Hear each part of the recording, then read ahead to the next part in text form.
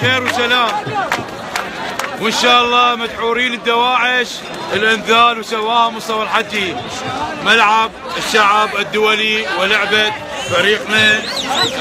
فريق نادي قوه جويه الورد، وان شاء الله ياخذ الدوري مع فريق دهوك كردستان العراق. والمشجعين اخواني وتاج راسي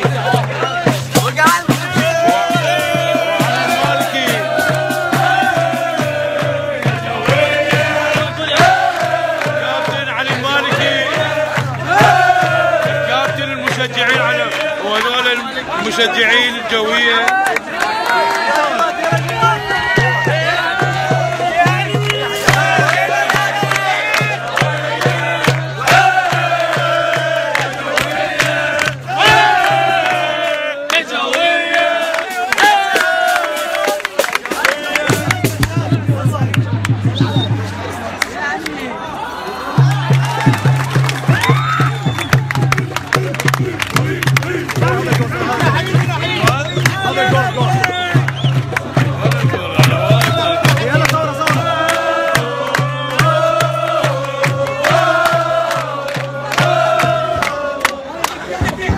وما زال لحد الان النتيجه 0-0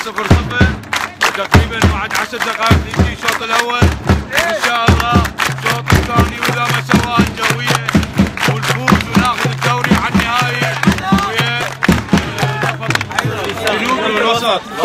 ويا النهائي ان شاء الله ويا الوسط وان شاء الله.